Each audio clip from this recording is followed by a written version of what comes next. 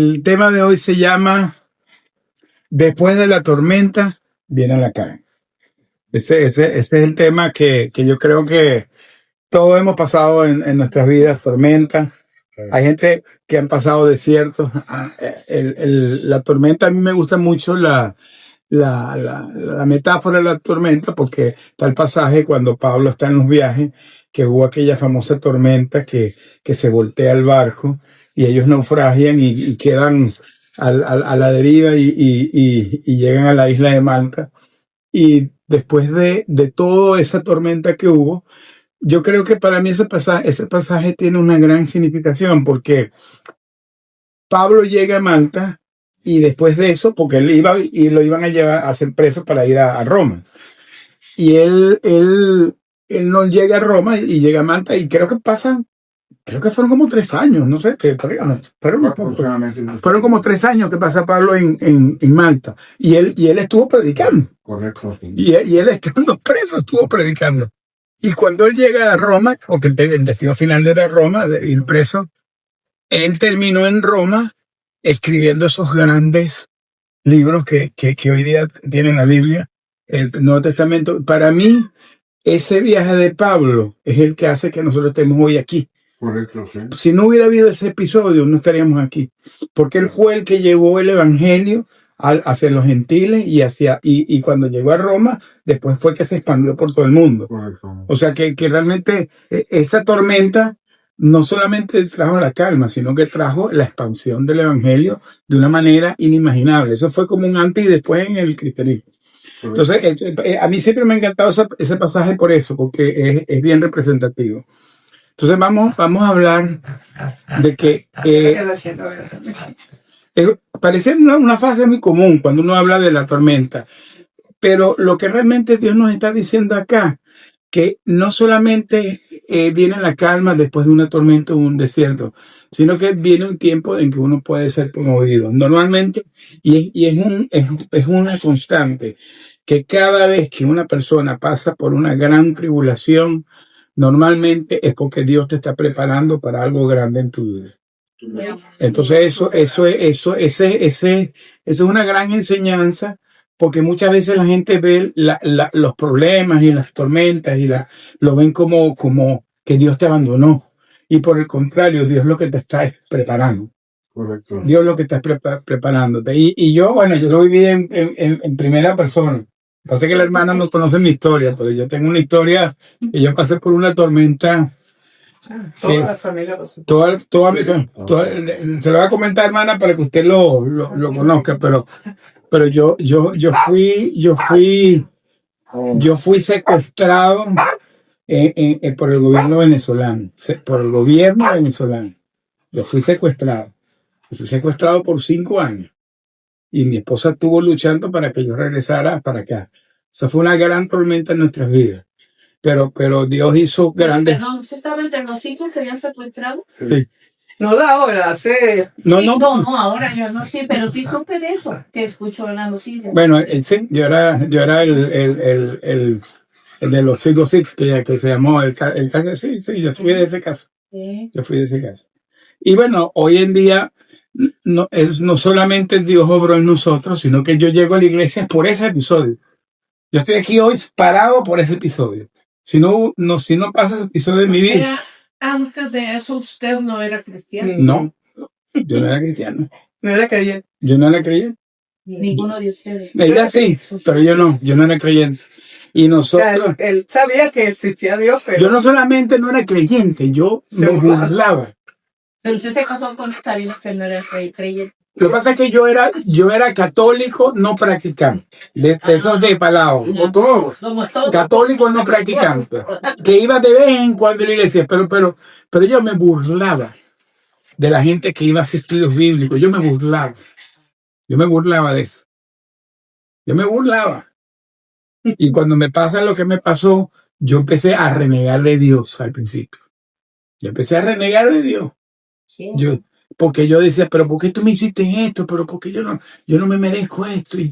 Y aquello me era una rabia que yo tenía encima con eso.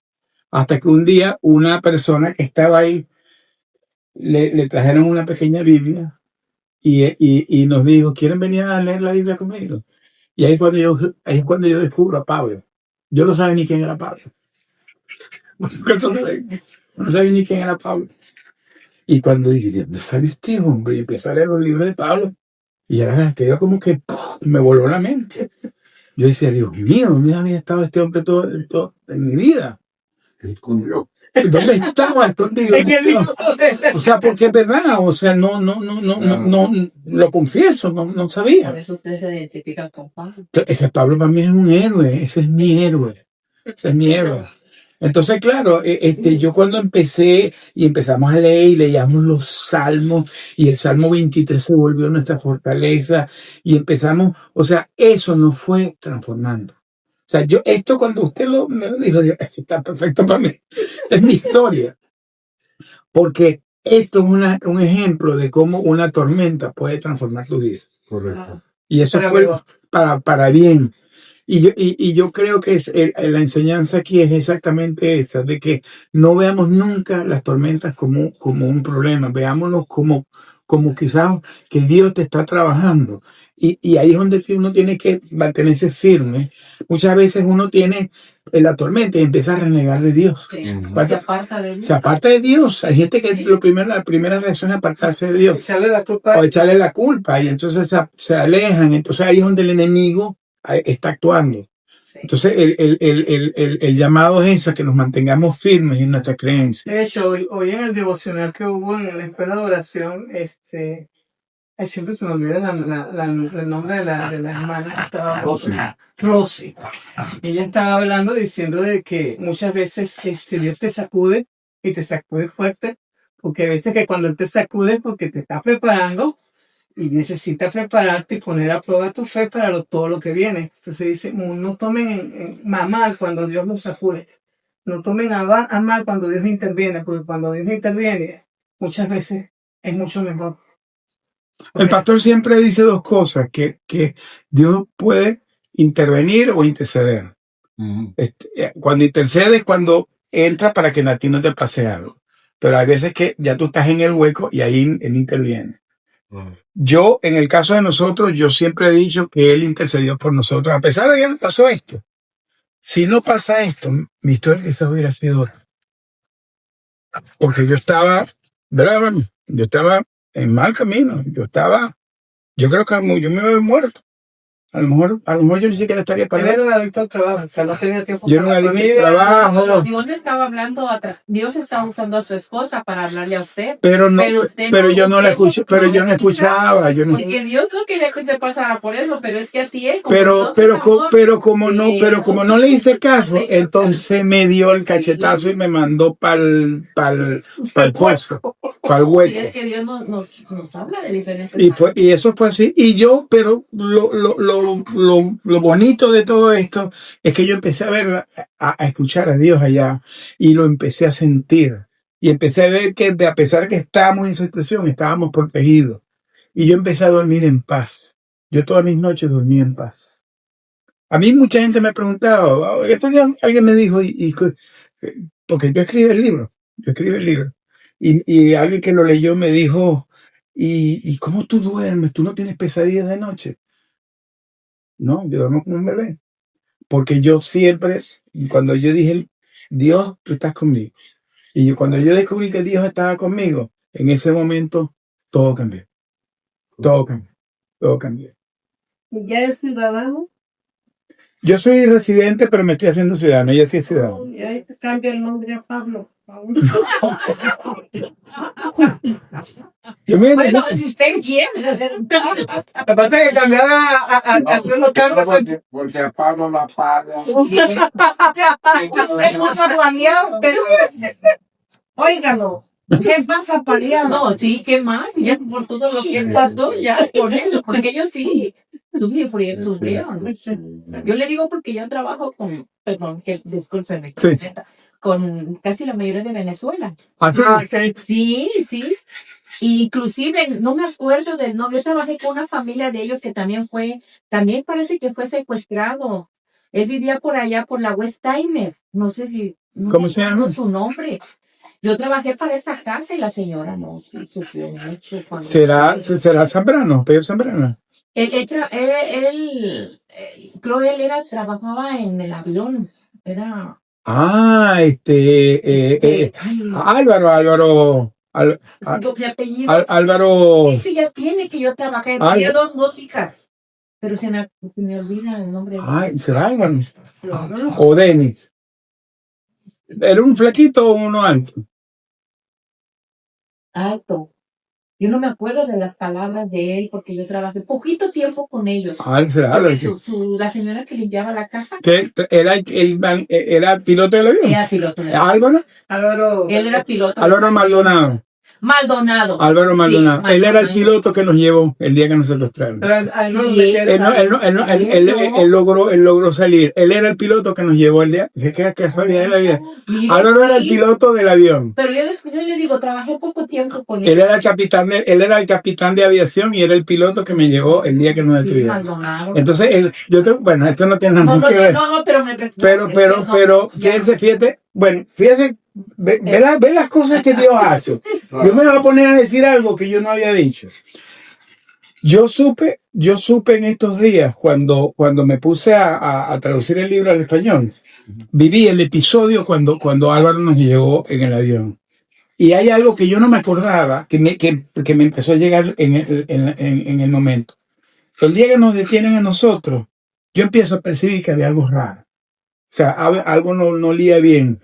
Y los otros 5 me estaban esperando en un restaurante y yo estaba en una reunión, en la reunión. O sea, yo me iba a encontrar con ellos, nos íbamos para el aeropuerto y nos íbamos a venir para acá. Pero me dicen que me tengo que quedar porque había una reunión el día siguiente y a mí eso ya me empezó como que hay algo raro. O sea, yo llamé a Álvaro. Y ya para ese momento estaban las sanciones en Venezuela. Entonces el avión de Sigo no podía aterrizar en Venezuela. Estaba en Curazao. Lo dejaban en Aruba. Y nos trasladaban desde Aruba en un avión de Venezuela hasta porque es media hora, 10. Entonces él siempre me decía, José, cuando si hay algún problema, tú nos dices. Yo tengo un avión ahí que siempre va a estar a la disposición las 24 horas. Entonces yo lo llamo a él y le digo, Álvaro, ¿el avión que tú me ofreciste está disponible? Me dijo, sí. No sé, tengo ganas de irme ahorita. Me dice, venga para el aeropuerto y me voy. ¿Y sabes lo que me vino a la mente? Yo me empecé a pensar, ¿qué hubiera pasado si yo me hubiera venido? Mi vida se hubiera hecho un infierno, porque iba a dejar atrás a los otros 5. Y me han estado persiguiendo hasta 9 horas. Y me hubieran estado persiguiendo hasta el día de hoy. Sí. Entonces, fíjate No solo eso, sino que fíjate cómo Dios obra. Yo me acordé que yo entré como en una tribulación. Me quedo, me voy. Y yo decidí quedarme. Y al día siguiente pasó lo que pasó. Pero yo hoy día, yo le doy gracias a Dios que eso fue lo que pasó. Parece mentira, yo le doy gracias a Dios que eso pasó. Porque si yo me regreso esa noche, mi vida hubiera sido otra. Sí. Yo quizás no estaría ni siquiera parado aquí. Es que todo lo tienes control. O sea, hoy día yo lo veo que fue que Dios intervino en ese No, momento. Dios intervino. Él intervino en si ese momento. estando yo preso, a mí me echaban la culpa y me decían que por culpa de mi esposo los otros 5 Imagínate si yo me regreso. Si él se regresa, imagínate. Se hace un infierno. Se hace un No, y infierno. era cosa que ustedes, las 5 esposas, estuvieran reunidas y de acuerdo, nada de echarse la culpa. No, pero si yo me hubiera venido, mi vida se hace un infierno, se me viene toda la familia encima, termino yo como el responsable de lo que pasó y a lo mejor me suicido porque no hubiera podido soportar eso. Oh, Dios mío. Sí, se puede pensar. O sea, a mí me viene todo eso, mis pensamientos. El plan de Dios no es torcido. Pero yo no lo veía, hoy día yo lo veo. Su encuentro, ese fue el encuentro, ¿verdad? Ujú. El Señor quitó toda la venda ahí y empieza a aclarar y empieza a trabajar, pero aquí no hubiera sido posible. No, quizás no ocurre. O sea, yo hoy día, yo estoy claro que eso fue una intervención divina. Ah. Una intervención divina. Me fui pero ¿qué más ejemplo de qué es lo que significa pasar por una tormenta y que Dios los está preparando para otra cosa? Bueno. Mi madre solía decir que Dios escribe recto en caminos torcidos. Entonces, ahora, siguiendo con la presentación, viene la pregunta, ¿qué necesitas? Y en Timoteo, lo voy a leer, Timoteo 2, del 4 al 7. Acá lo tengo. Lo tienes, léalo. He peleado la buena batalla. He acabado la carrera. He guardado la fe. Ahora, ¿qué significa esto? Que cuando dice esto, que la fe es parte esencial de nuestro propósito, de nuestra carrera, que no importa lo que estemos viviendo, nunca debemos perder la fe. Y voy a seguir con mi ejemplo, porque es que yo cuando leí esto, hermano, yo dije, bueno, esto me lo hicieron como para mí. porque realmente para nosotros la fe fue lo que nos hizo que pudiéramos sobrevivir. La fe. Claro, evidentemente el apoyo de ella, pero la fe. Nosotros, Porque en ella había fe. Pues en ella había fe, porque acuérdese que ¿qué significa la fe? La fe, la certeza de lo que no, espera, que no se ve. y no se ve. Y nosotros, Y sí. viene la fe por escuchar la palabra de Dios. Correcto. Entonces, en usted vino la fe, ¿por qué? Porque empezó a leer de Pablo. Correcto. Ahí fue donde su fe fue creciendo, Correcto. Sí. Correcto, así fue. Empezó a leer la palabra, empezó a llegar. Bueno, llegó un momento que nosotros tuvimos 5 años, en el 4.º año ya estaba destrozada. Y yo la llamaba y ella estaba caída. Y yo era el que le daba aliento. Pero ella, yo le daba aliento, porque yo tenía mi fe. Era como que era algo que, no sé, yo decía, yo me voy porque yo me voy. Es más, yo le pedí a ella una maletica de mano. Y le dije, tráeme una maletica de mano. ¿Por qué? Porque la voy a tener aquí, porque yo me voy. Y yo mandé a sacar todo y le dije, me meten una rapita ahí para estar listo. Y yo tenía esa maleta ahí. Yo la veía todos los días y le hablaba a la maleta y le decía, pues vas conmigo. Y ese era, y ella me decía, pero ¿por qué tú estás tan seguro? Porque yo tengo fe. Yo tengo fe. Y eso fue lo que hizo. Entonces, la fe, no importa lo que tú estés viviendo, no tienes nunca que perder. Correcto. Nunca. Si yo no la perdí, pero sí llegó un momento en que ya. Porque Porque se llega un momento que uno flaquece, porque Sí. los seres humanos tenemos tendencia Claro. a querer una solución práctica, rápida, pero la fe, como dice usted, ese don de Dios es el que lo mantiene a uno, porque fuera nuestra fe se acaba. Pero usted había descansado en la fe, el que lo encontró ahí en la casa. Correcto. No lo conoce a él lo encontró. Sí. Y esa fe de él era lo que lo sostenía y Sí. está aquí ahora, por eso es que Sí, está hoy aquí. sí. Y dice la palabra que sin fe es imposible agradarlo. Y usted lo acaba de decir. O sea, no es uno, es él. Sí, Es él el que hace que uno se mantenga con eso. eso sí. Y aquí pone una metáfora bien bonita, que es que si hemos visto crecer las plantas cuando son cuidadas. Cuando una planta es bien cuidada, crece bonita. Claro. Así es la fe. Cuando tú la alimentas, la cuidas. A veces se descuida uno y se puede estar triste. Y pone el ejemplo de la manzana, del árbol de manzana. Por cierto, yo no sabía esto, que dura de 2 a 3 años para poder dar los frutos. Sí. O sea, pasa por un proceso. No es inmediato, porque esa es otra cosa. El ser humano tiende a ser impaciente. Solo tenemos tenemos tendencia a ser impacientes. Ella me llama 5 minutos. Tenemos tendencia. Entonces, así como un árbol requiere agua para crecer, así nosotros necesitamos la fe para también crecer. Eso es lo que hace que nosotros podamos al final comernos los frutos. O sea, la fe es lo que mueve todo, pero hay que regarla, hay que cultivarla. Y aquí habla de que un árbol está expuesto a cosas buenas y a cosas malas. Y así somos nosotros los seres humanos. Nosotros estamos dispuestos a escuchar cosas buenas y a escuchar cosas malas. O sea, ¿qué es lo que queremos tener en nuestra vida? ¿Las cosas buenas o las cosas malas? Entonces, este es parte del aprendizaje, de que si tú te pones a escuchar cosas malas, eso es lo que vas a cultivar.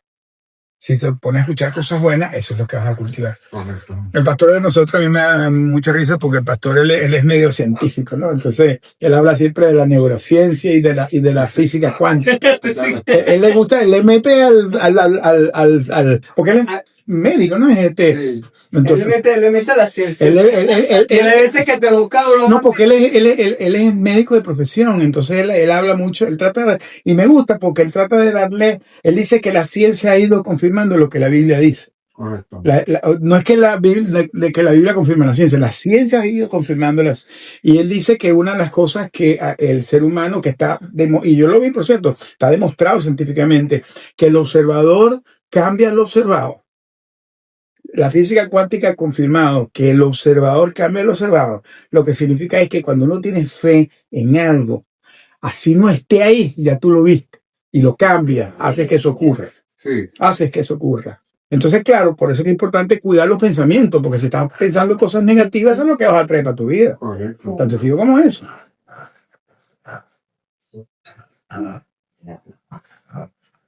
¿Cuáles son los que logran crecer?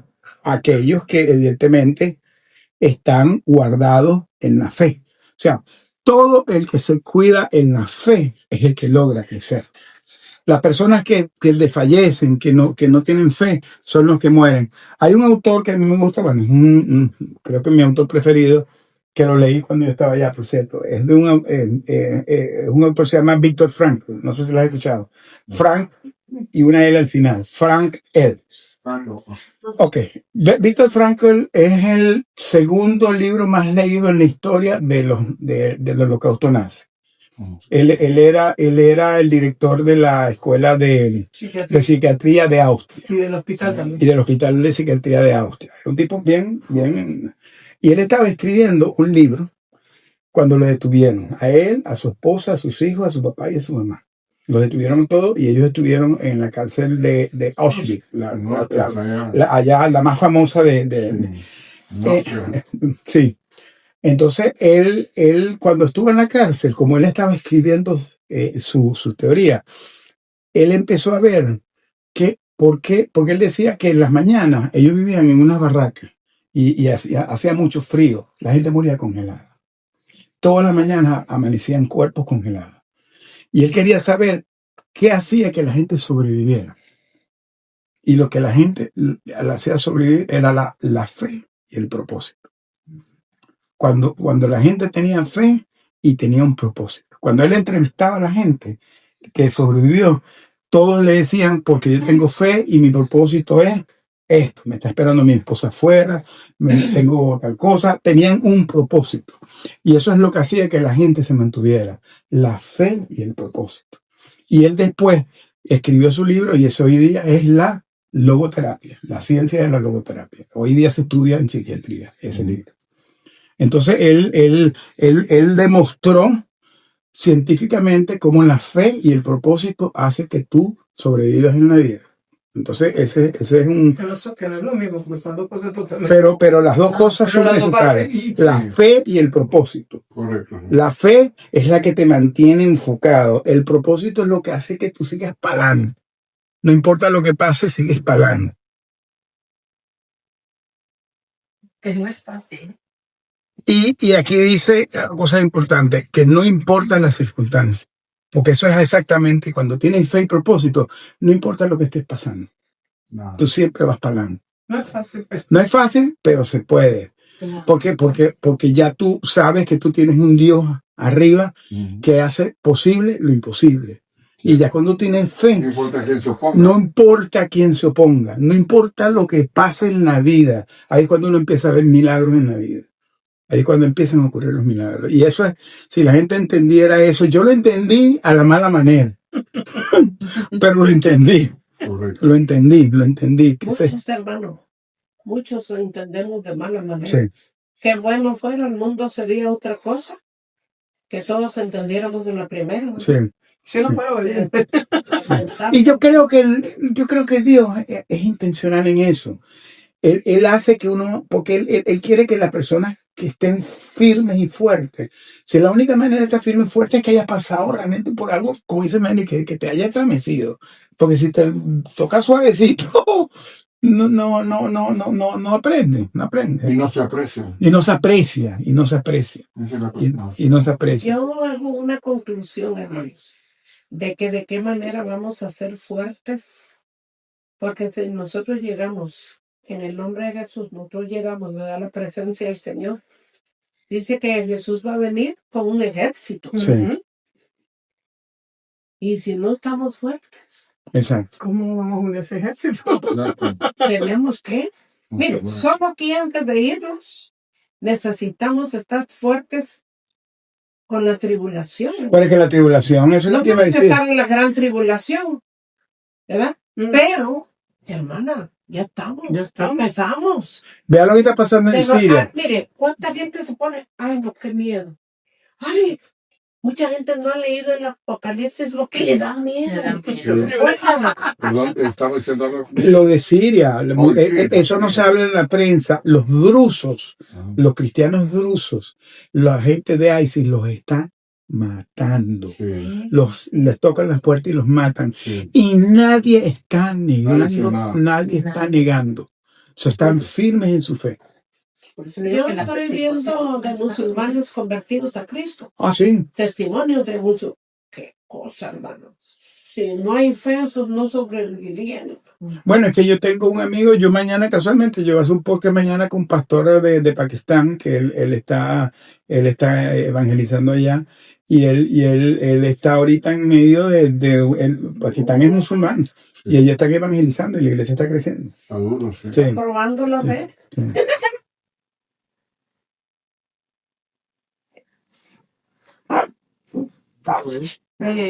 Ten ánimo, ser promovido requiere una fe incremental. O sea, la conclusión de todo esto es que tenemos que tener una fe a prueba de bala.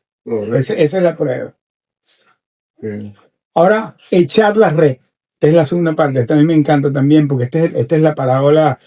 La parábola no, la parte cuando Jesucristo que se le apareció a los discípulos. Ay, no. Juan 21, 4, 9.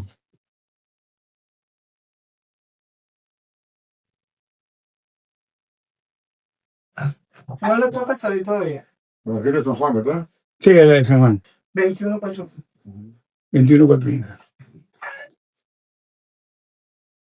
Pero esto de los... ¿Eso? ¿Eso? Yo la verdad estoy medio ciego. Pues ya iba Ya lo sé. haciendo. bueno, se lo... Mami, deja que Ay, bueno. Sí, Ah. 21 del 4 Al 9, 6, 6. la palabra sería la honra del Padre, del Hijo y de su Santo Espíritu. Cuando ya iba amaneciendo, se presentó Jesús en la playa, mas los discípulos no sabían que era Jesús. Y les dijo, hijitos, ¿tenéis algo de comer? Le respondieron, no. Él les dijo, echad la red a la derecha de la barca y hallaréis. Entonces la echaron y ya no la podían sacar por la gran cantidad de peces. Entonces aquel discípulo a quien Jesús amaba dijo a Pedro, es el Señor. Simón Pedro, cuando oyó que era el Señor, se ciñó la ropa, porque se había despojado de ella y se echó al mar. Y los otros discípulos vinieron con la barca, arrastrando la red de peces, pues no distaban de tierra sino como 200 codos. Al descender a tierra vieron brasas puestas y un pez encima de ellas y pan. Amén. Amén. Amén. Este pasaje es bastante poderoso porque aquí te habla de tres cosas importantes, que es la obediencia, la provisión y la revelación. O sea, porque los discípulos, ellos pasaron una noche cansados, fríos, desanimados, echaban la red y nada, pasaron toda la noche. Y hay algo que quizás no lo menciona expresamente, pero en la película de The Chosen, ese pasaje es bien alegórico, porque Mateo, que era el colector de impuestos, estaba esperando en la orilla que amaneciera para mandar meter preso a Pedro, porque ya le habían dado el ultimátum y si no pagaba ese día, iba para la cárcel. Entonces Mateo estaba ahí, él estaba esperando a que amaneciera para meterlo preso. Y apareció Jesús, hizo el milagro y fue tanta la abundancia que Pedro pudo pagar los impuestos. O sea, este pedacito nadie lo menciona, pero es bien alegórico. Entonces, estos discípulos estaban cansados, estaban fríos, estaban desanimados y de repente se les aparece Jesús y les pide de comer. Él sabía que esa gente estaba sin comida, que no tenían nada, pero él les dijo, echen la red. Y ellos, ¿qué hicieron? Al principio, pero echaron el rey. En el momento que ellos echaron el rey, ellos obedecieron. Y ahí es donde ocurre el milagro, la obediencia. Porque ellos obedecieron. Entonces, eso es lo que tenemos que hacer nosotros en nuestra vida, obedecer, ser obediente, porque muchas veces, y esto pasa muchísimo, que a uno Dios le habla y uno termina, uno hace como Jonás, se va para el otro lado. ¿Cierto? O sea, eso es súper común, que a ti Dios te está diciendo, pero casi que te lo está gritando lo que tienes que hacer, y tú te haces el sordo, y te pasan las cosas. Claro, si no escuchaste a Dios, no fuiste obediente. No puede pasar otra cosa sino esa. Entonces, lo que hay que hacer es que cuando Él le diga, así uno diga, pero ¿por qué? Él sabe por qué lo está haciendo. Él sabe por qué lo está haciendo. Hay que ser obediente y seguir lo que Él te está diciendo que haga. Y algún día lo vas a entender. Quizás no lo entiendes en el momento, pero Él después te lo va a revelar. Porque después te lo va a revelar. Él te va a revelar y tú vas a decir, por eso fue que a mí me pasó esto. Eso es lo que... pero si no pasa esto... y es cuando te lo reveló. Es cuando Dios le revela a uno las cosas. Pero es así, es así. Yo entendí en mi caso, cuando después de que yo regresé, que yo empecé a... Y todo, y que yo le digo a los pastores a cada rato, los pastores para mí han sido una revelación impresionante. Yo le digo a los pastores, ustedes no tienen ni idea la revelación que ustedes han sido en mi vida.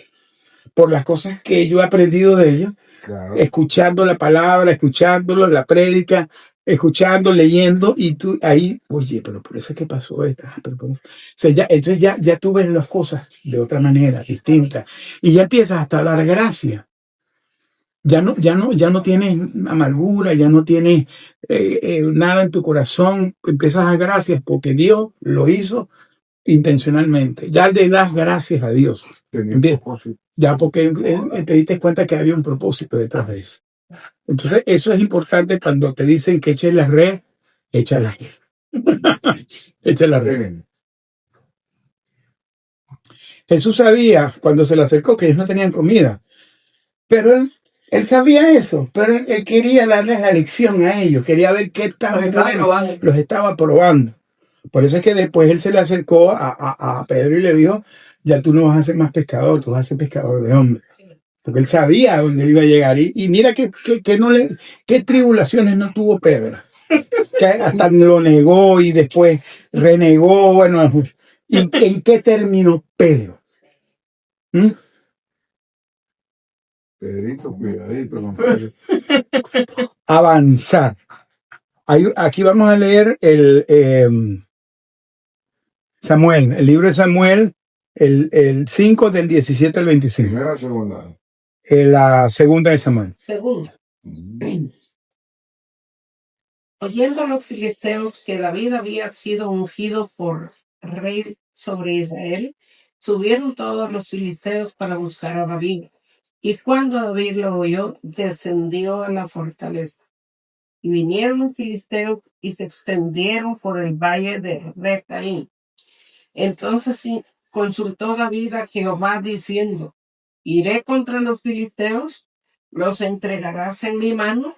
Y Jehová respondió a David, ve, porque ciertamente entregaré a los filisteos en tu mano.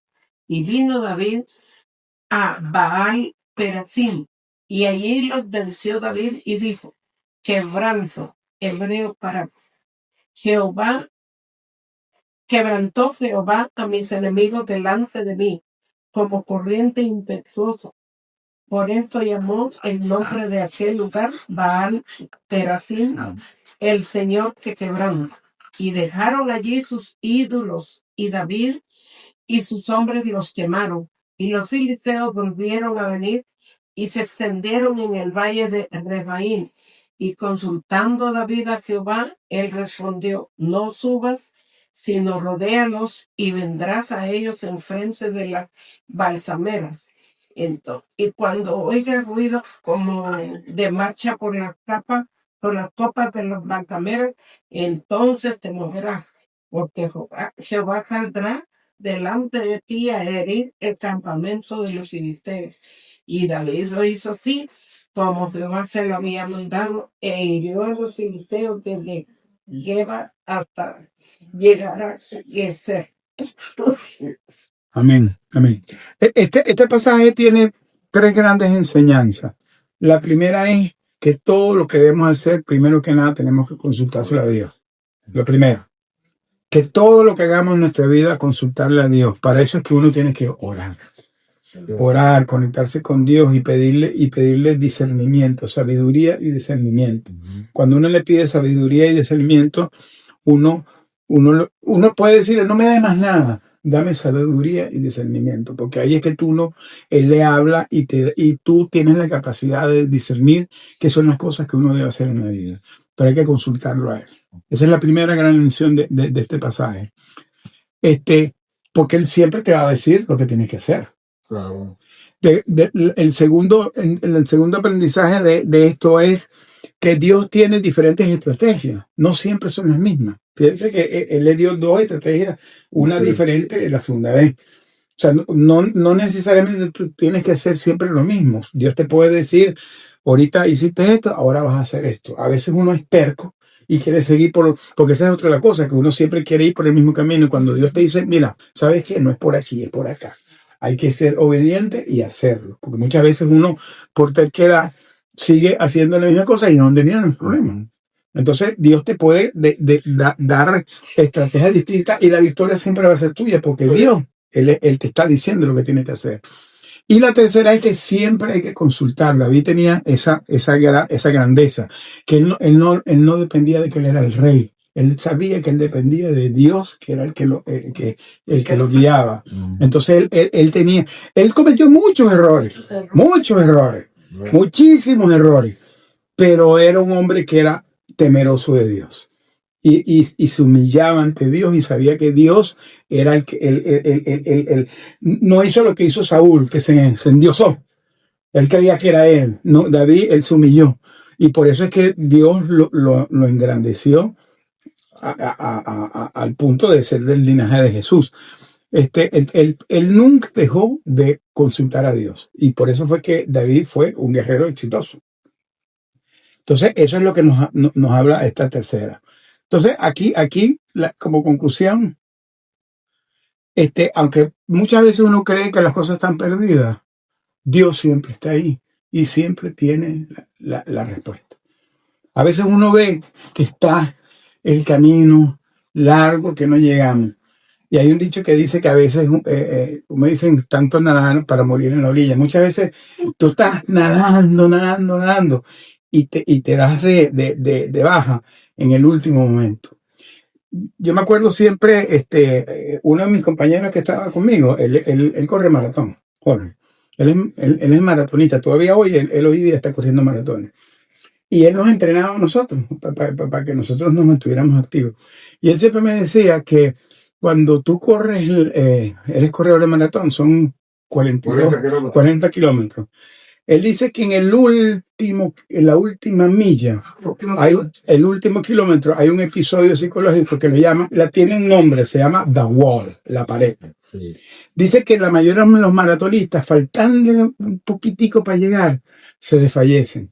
Se empiezan a calamar las piernas y le empiezan a entrar dudas. ¿Tú viviste eso? Bueno, tú viviste eso. Bueno, eso es típico en los maratonistas. Dice que no todos llegan porque ahí se paran, se entregan. Ya casi pero no llega. Bueno, porque es que está comprobado científicamente que la gente en ese último momento, la gente se entrega. Sí. Entonces él dice que eso es uno de los grandes retos de un maratonista. Dale esa última milla y llegar. Con todo el dolor que tú tengas encima. Pero ¿por qué tú puedes hacer? Es porque cuando tú confías en Dios, ese es él es el que te fortalece. Él es el que hace que tú puedas hacer esa última milla, porque no vas a ser tú, es él el que lo va a hacer por ti. Yo me iba a quedar, yo iba a parar, pero a mí me agarraron los amigos con que iba, de verdad, yo me iba a tirar, yo no aguantaba. O sea que tú sabes lo que es eso. Yo entrené por casi 2 años antes de hacer la maratón. Bueno, sí, a mí siempre me llama la atención eso porque... Sí, ese cross-track, aquí no se... No, hermana, pero la correr es un plano, 40 kilómetros. No, soy bloqueado. Horrible. 40 kilómetros son, si es esto, muy pequeño. 4 millas. Son 27. 27.5. Ah, entonces no, yo corrí una maratón, pero de 5 millas. Ah, no, eso no es Eso no es- Eso es nada. Y casi entrego el alma. Yo caminaba 4 millas, a eso sí también. Pero Ida y vuelta. yo corrimos también eso, Correr, no. en California.